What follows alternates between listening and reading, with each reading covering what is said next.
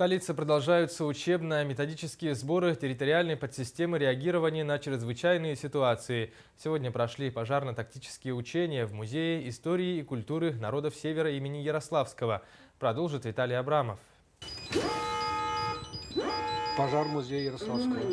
Адрес: проспект Ленина, 5/2. По легенде учения, очаг возгорания возник в результате короткого замыкания и начал распространяться по всему первому этажу. После получения вызова на 01 первые пожарные расчеты прибыли в течение 4 минут. Учебный пожар носил высшую, 3-ю категорию сложности.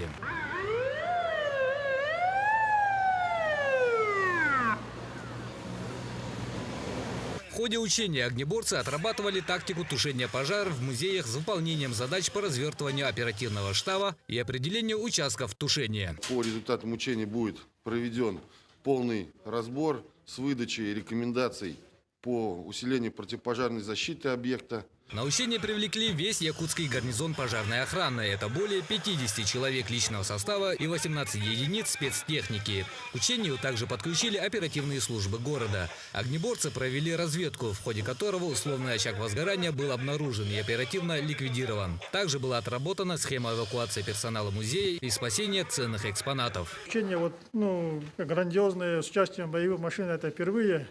До этого 2 года тому назад у нас была и эвакуация сотрудников и посетителей музея. За учениями наблюдали находящиеся в эти дни на сборах специалисты гражданской обороны со всех улусов республики. Все очень идет хорошо.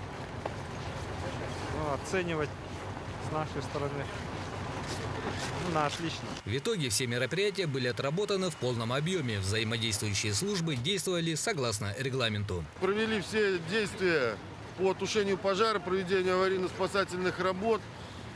Дали дополнительную вводную, где, я считаю, РТП отреагировал полностью адекватно, принял своевременные решения, развернул дополнительную специальную технику.